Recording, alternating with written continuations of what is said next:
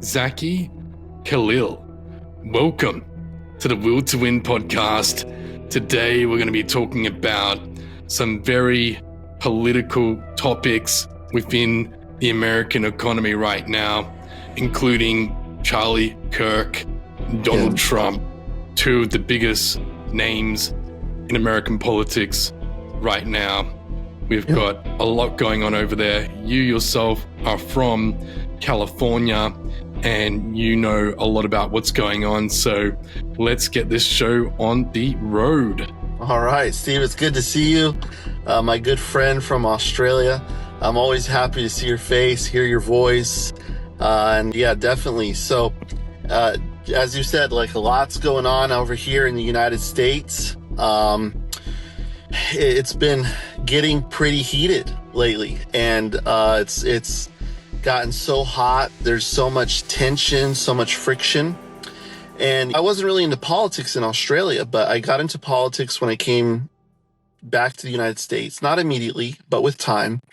And it's a little bit more contrasted over here than it might be in some countries. Over here, you have the right and the left. And it gets pretty nasty over here in terms of politics. There's definitely a much greater divide than there used to be. Even in American politics back in the day, it wasn't so divided. There was a lot more unity. You could have a husband who's a Democrat from the left and a wife who's a Republican from the right. They could get married. They could get along. But over the course of time, a lot's changed, especially in the American political system. And basically, what we see that's happened over the course of the last 50 to 70 years is one political party has shifted a lot in its ideology, in its ways of thinking. And that's the Democratic Party on the left-hand side. They've really shifted so far to the left in their ideology, their ways of thoughts, what they promote, what they stand for, right? And you could say, oh, well, you're just being biased, Zach. But no, there are a lot of facts there. If you go back and look at John F. Kennedy, one of the most prestigious, famous Democrat presidents in American history. When you look at his policies and what he believed and what he stood for in his time as president, the Democratic Party today does not reflect anything, not even an ounce of what John F. Kennedy believed in. The party has changed so much. And they actually say today, ironically, that if John F. Kennedy was alive, based on where the two parties stand today, he would actually be a Republican. He would not be a Democrat.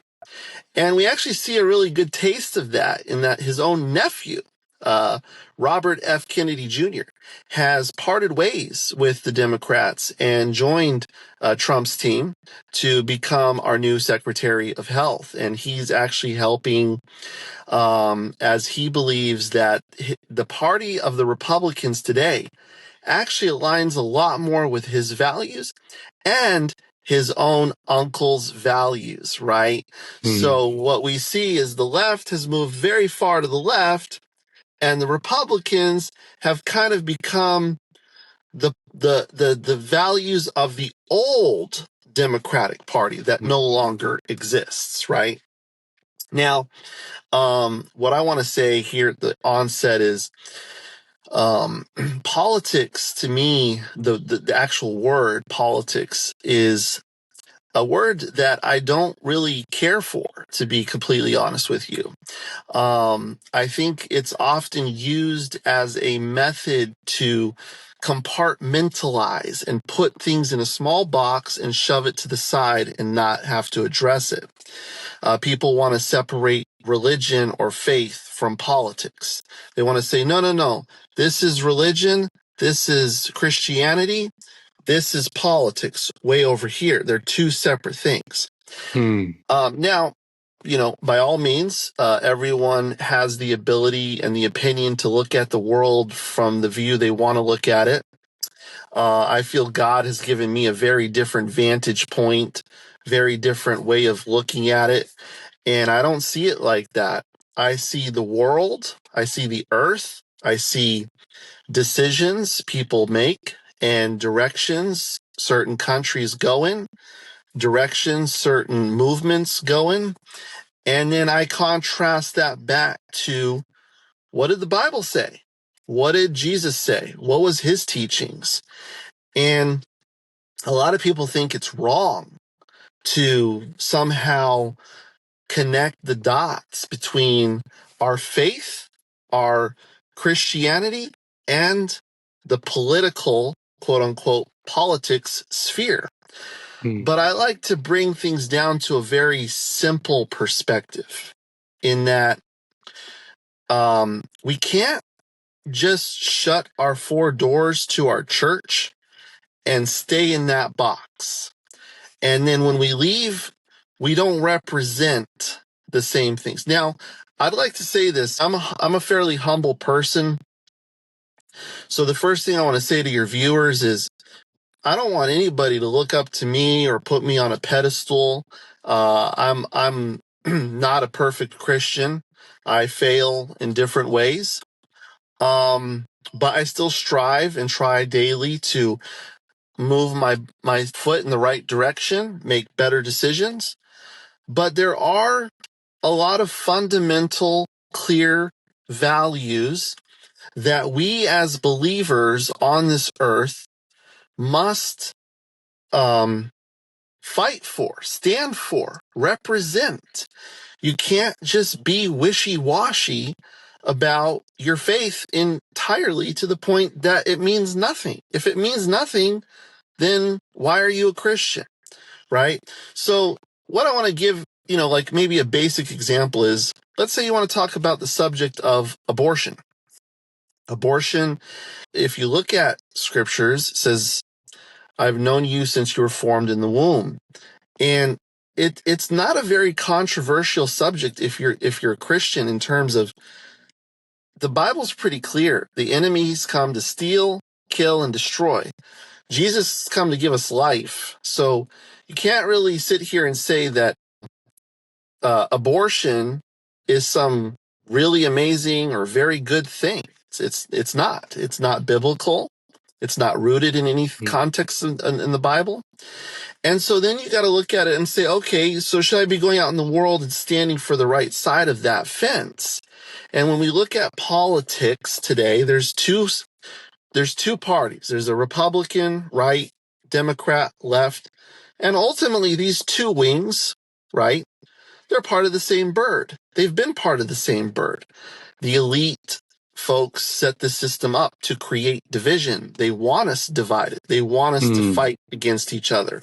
Right versus left, white versus black, male versus female, right?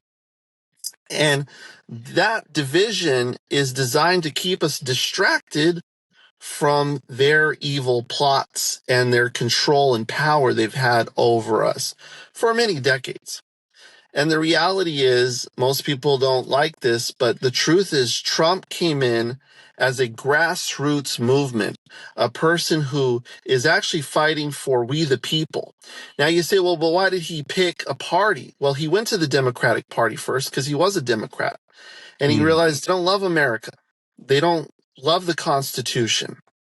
They're not really interested in things of God. So he went to the Republican Party, where they still had a decent amount of core values that have aligned with our American history and the Constitution of the United States of America. Our founding document from our founding fathers, which, by the way, I have to mention, our founding fathers were believers in Christ. It's a Christian, the context of the entire Constitution was written founded in biblical beliefs, right? A biblical system.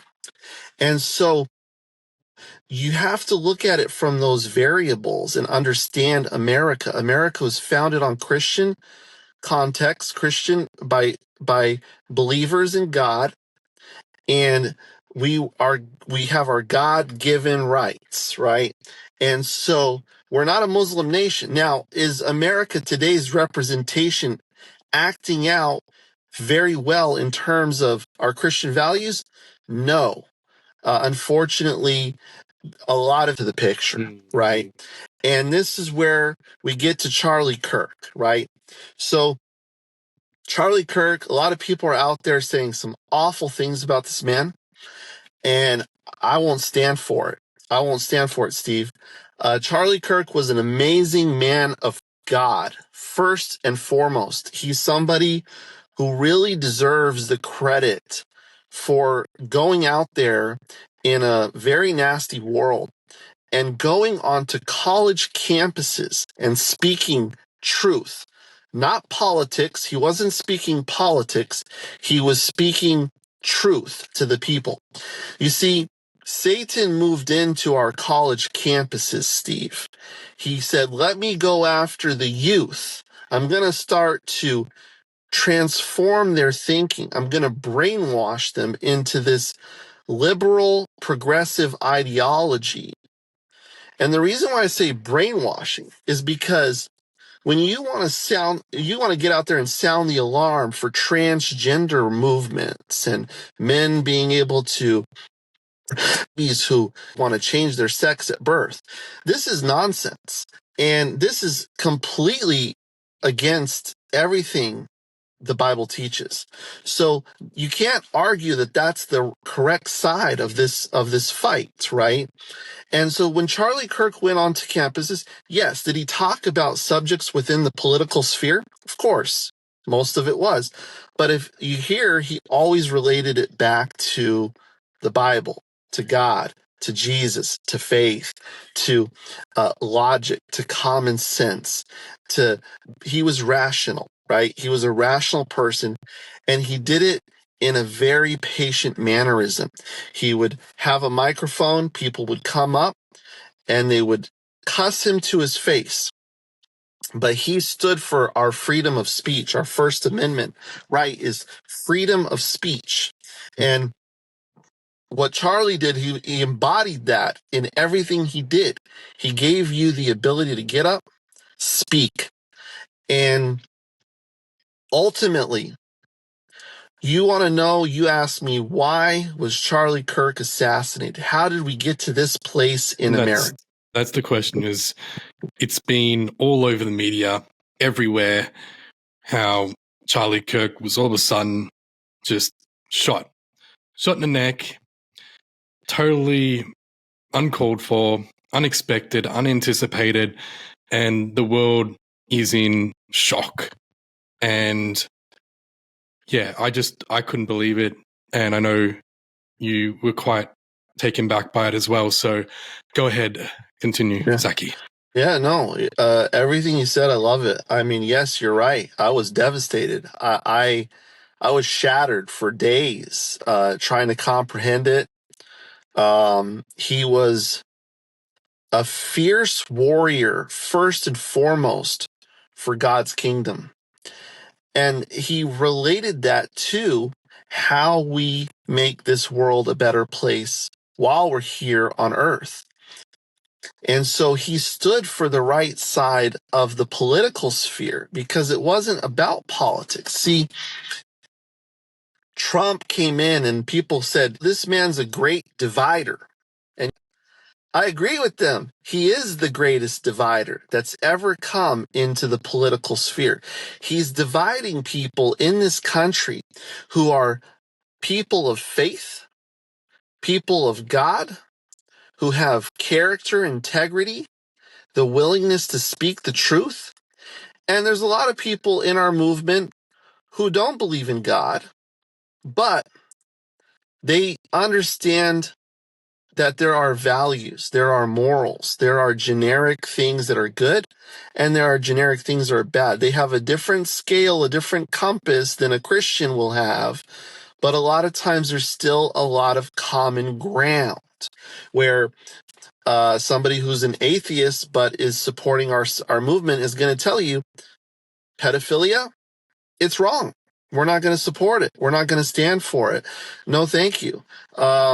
So Charlie Kirk number one, foremost, as a believer myself, the answer is simple. This has nothing to do with politics, right? This has everything to do with the war, the real war, the war between God and Satan, Christianity and Satan's kingdom of lies, deceit, dishonesty, manipulation, and just pure evil. Again, the Bible says he's come to what? To kill, to steal, and to destroy. And he killed Charlie Kirk. He destroyed the leader of an amazing movement of young people in this country. What Charlie Kirk succeeded at doing in this country, people don't really comprehend or grasp how drastic it was. He actually influenced the young men between the ages of 18 and 29 to go from being plus 26% in favor of the Democrats to today being plus 18 in favor of the conservative Republican movement, where we align more with Christian values. That's a 44 percentage swing, Steve. That's massive. It's monumental, from 18 to 29. And remember when I told you Satan had a strategy. His strategy that he put forth was to take over the universities, to take over the schools, to start indoctrinating the youth and bringing in kid books that talk about moms or transgender nonsense, right? And a lot of the ideology is false. It's rooted in lies. And who's the father of lies? Well, the Bible tells us that's Satan. That's his kingdom. That's his movement. And Charlie went on to college campuses all over this country. And he stepped right into Satan's playground. He went straight into the heart of one of Satan's biggest plots to basically manipulate the upcoming generation of voters to be completely representing things that are not part of our country's founding belief system. They wanted to overthrow the Constitution, Steve. They want to change the entire system. They want to strip your freedom of speech away through censorship. They want to take our Second Amendment away, which is our right to bear arms, to defend ourselves against a tyrannical government or to protect our families, right? And they keep throwing in manipulated lies to chip away at these values that our country was founded on. So, first and foremost, Charlie was murdered. The answer is because he was a strong Christian man who went out there fiercely, knowing good and well that he was getting death threats, that he was on their radar. He was on their radar. He was disrupting their system in a very monumental way that was destroying their plan to indoctrinate these kids in schools. He shifted a huge percentage of them, and they didn't like that. And when a lot of these left-leaning or even radical left-leaning in some cases who come up and debate him, they would get stumped because Charlie was a patient man who stuck to facts, and they had no responses for him other than to just resort to spewing hatred.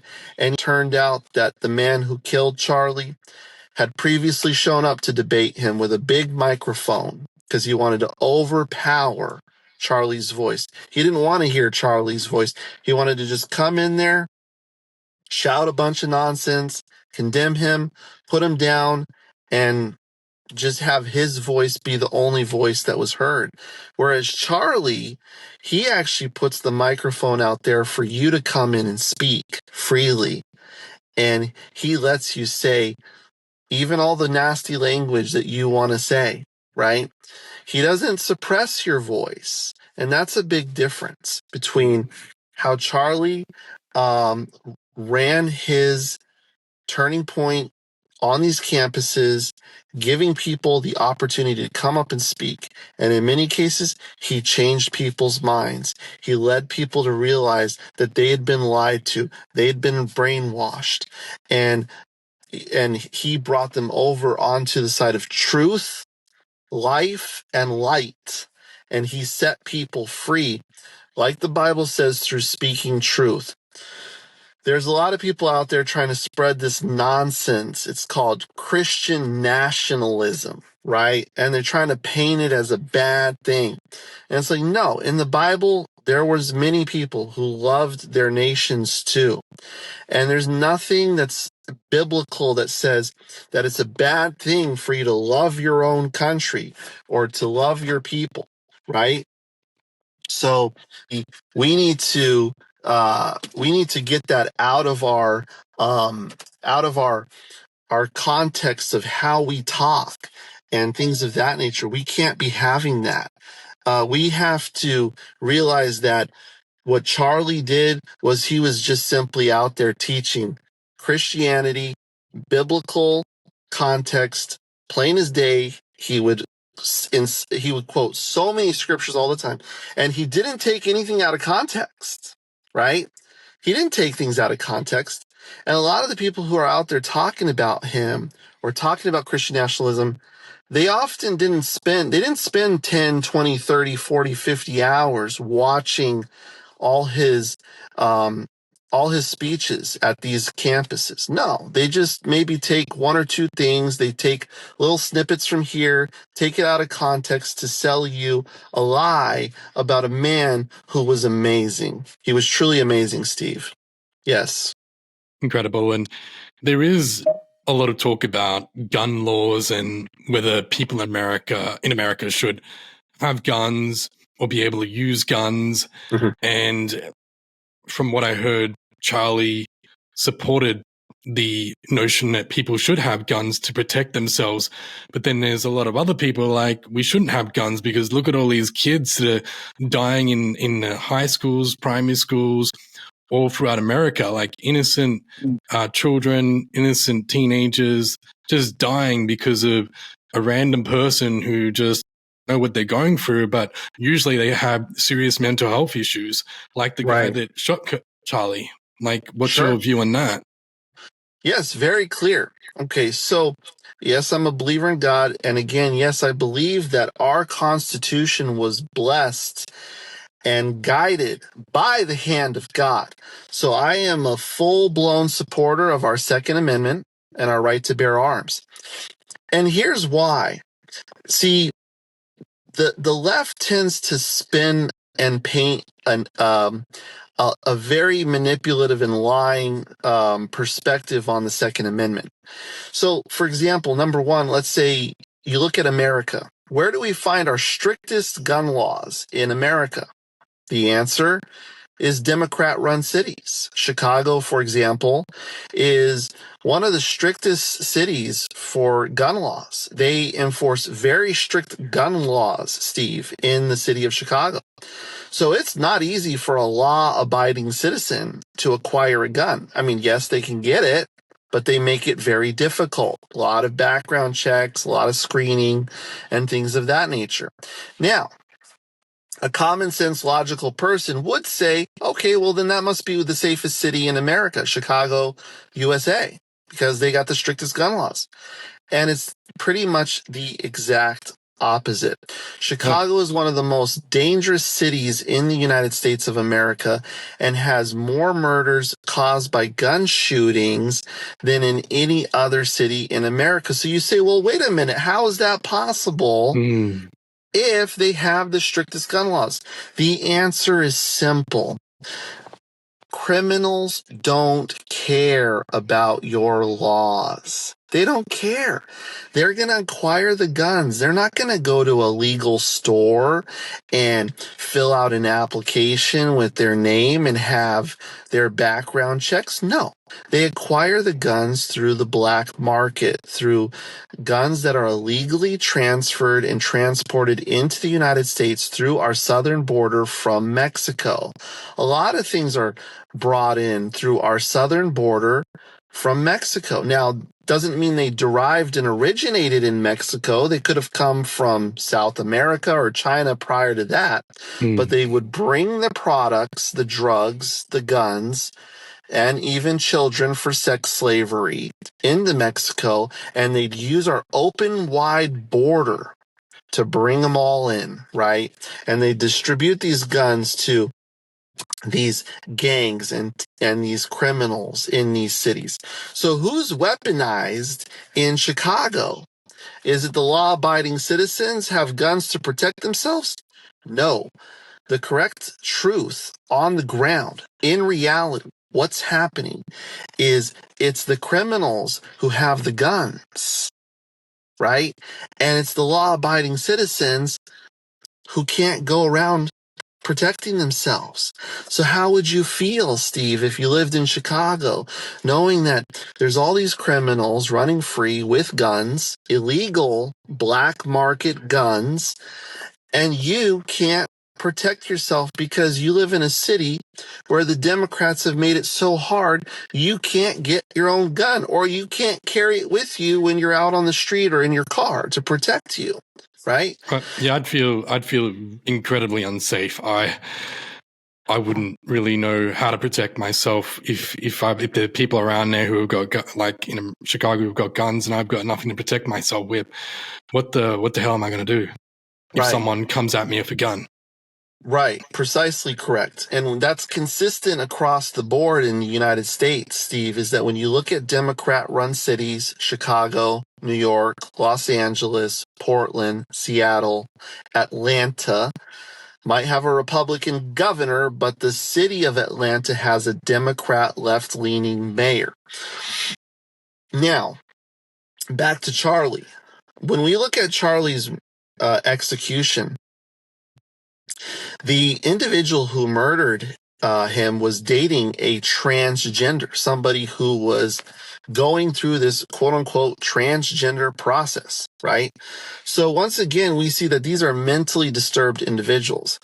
And I don't even like the terminology transgender because I'm a Christian. There's no such thing as transgender. It doesn't exist. It's not real. It's this fairy tale. It's this myth that who created? Satan created, right? Satan doesn't like God's system. God said, I created two sexes and two sexes only, male and female. That's it. There is no third option. And even if you're not a Christian, even if you're not a believer, hey, guess what? Science proves there's only two sexes, male and female. So back in the 90s, 80s, 70s, back in those days, we didn't have all these terminologies. Being Christians, where we have to have some kind of understanding, even though we may not agree with that. Well, yeah, and of course, I mean, again, at the end of the day, I'm always going to come back to the fact that we are called to love humanity, right? We're called to love every human being. Our God, He loves all of us. He loves every single one of us. He loves the transgender who shot and killed Charlie Kirk. That doesn't change. He loves the sinner, but He doesn't love the sin, right? We know that's biblical. So yes, it's not that we're supposed to obviously go around and just bash these people, condemn them, make them feel like they're not loved or not worthy of love. We should care for them. We should definitely care about these people. They're some of the most vulnerable people in society.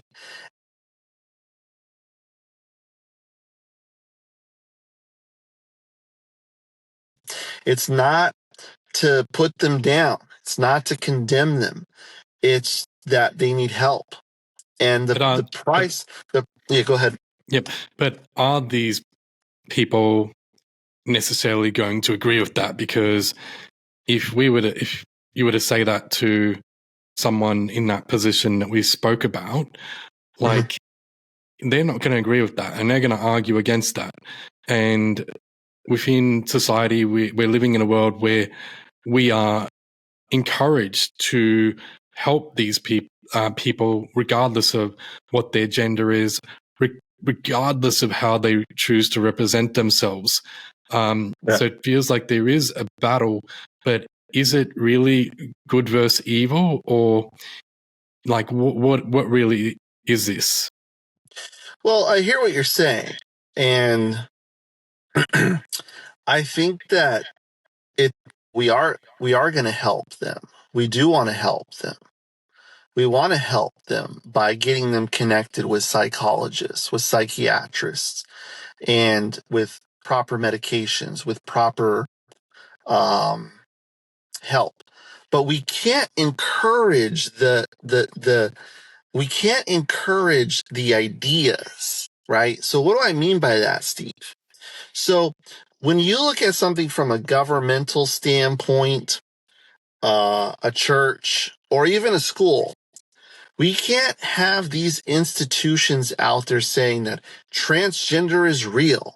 We can't entertain these fairy tales to where we have to change all of society to start calling people they, them, or he, they, or she, her, and all this nonsense. No, because then what's happening is you're allowing this small 0.8 to 1% of a population to overpower the entire rest of the 99%, to where we have to bend over backwards to entertain their delusions. So, do I hate transgender people? No, I don't hate them. I don't dislike them. If I met one, I've actually met some. I'm very nice to them, right? I'm not going to change and not be loving or caring or call them out or condemn them, because who am I to condemn them? I'm not God. I'm not the judge. And again, I have sin in my life too, so I'm not going to go and condemn them. That's between them and their creator, right? I'm going to show them love, but we're also called to encourage people down the right path.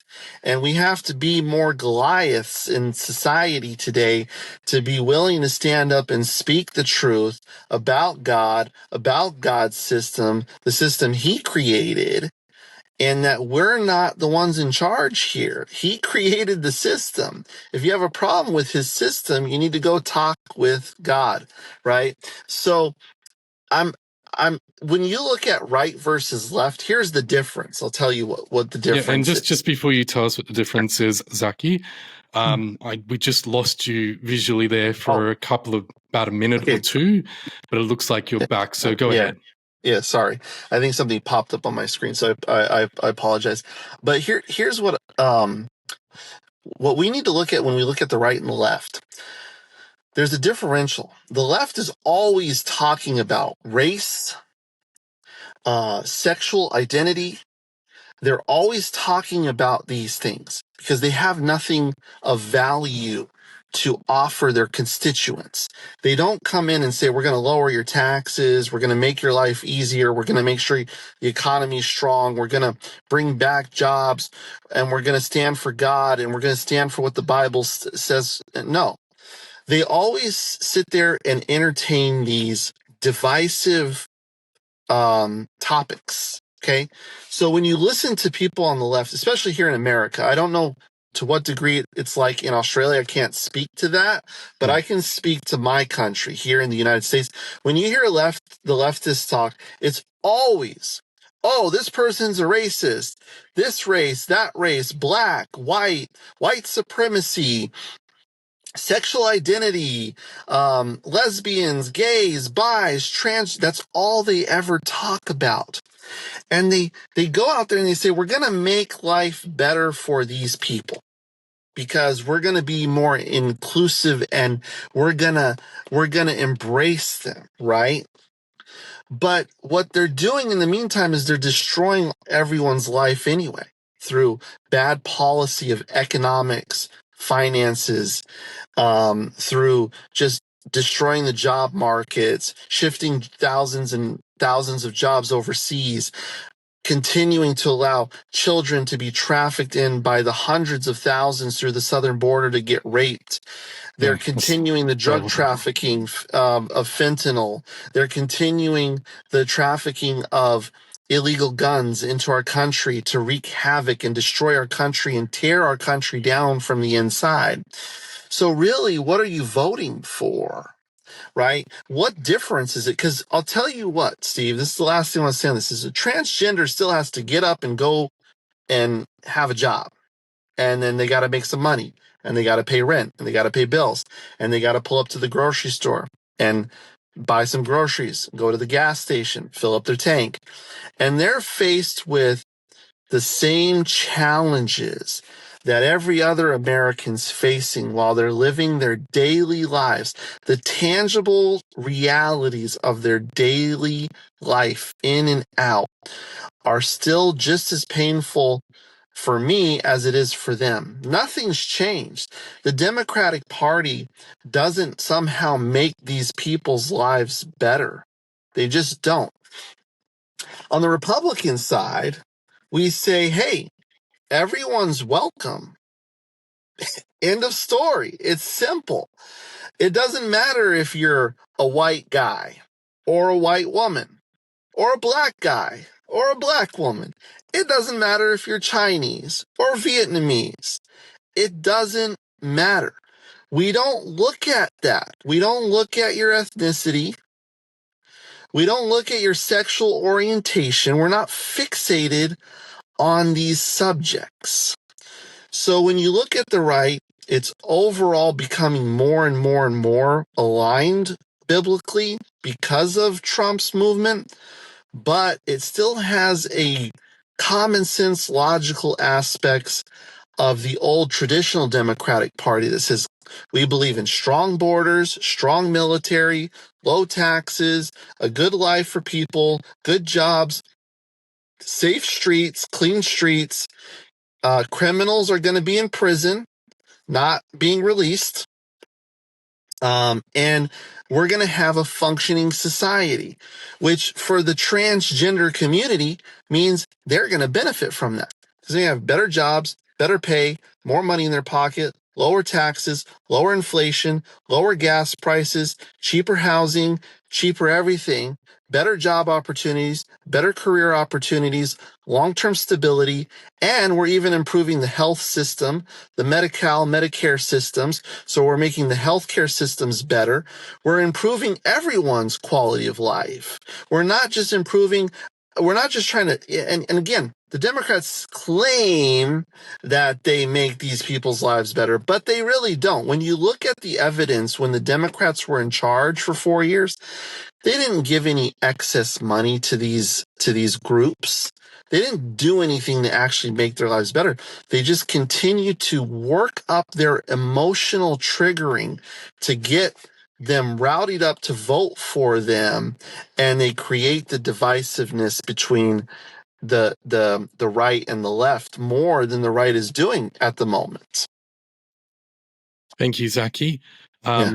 This has been quite a lot of information you've shared today about what's going on within the American society right now with Charlie Kirk, Donald Trump, the left and the right, political parties. And just before we finish up, what would you like to see happen in order for things to work within the American society?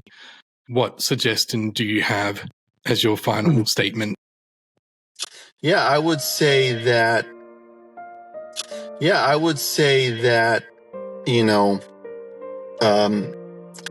God is a holy God. He's never going to be able to unite with sin.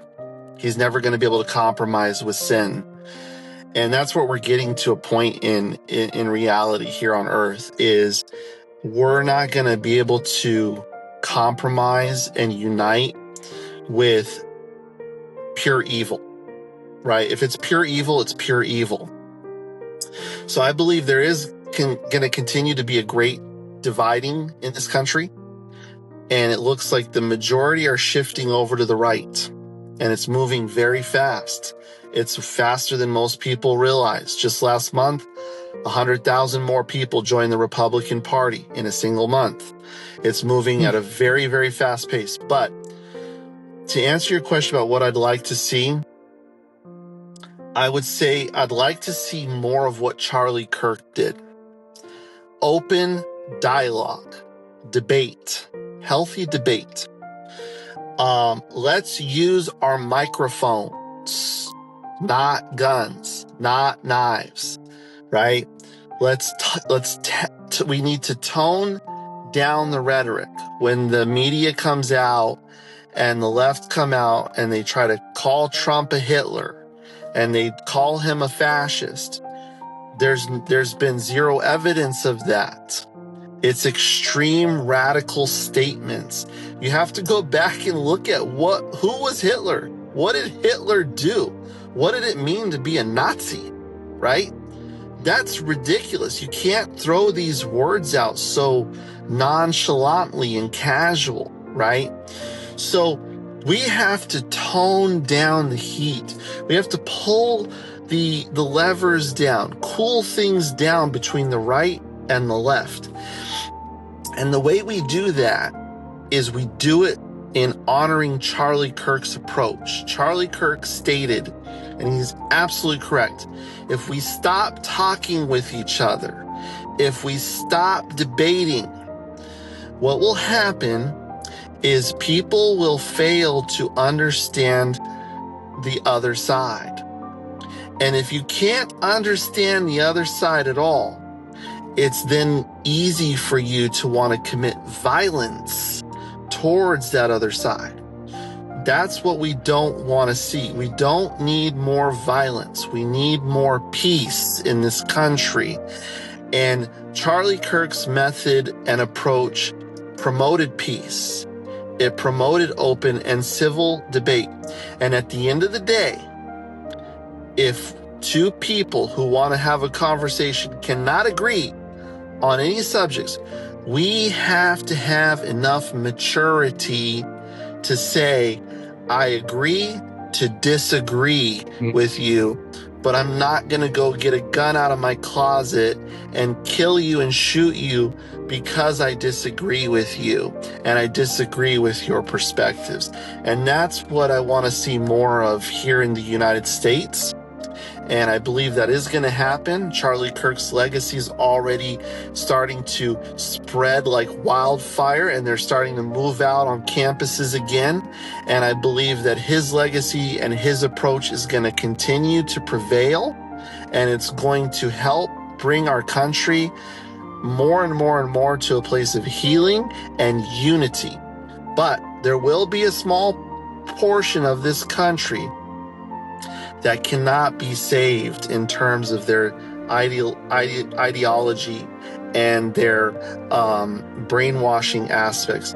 But it's a very small percentage when all is said and done. And that's fine, because the majority will start voting in the right people and the country will change for the better. Amen. Amen. Yeah. Thank you, Zaky Khalil. This has been one hell of an episode. Blown away by what you've had to share. Thank you for being on the Will to Win show and sharing about Christianity, about Charlie Kirk, and of course Donald Trump and the future of America.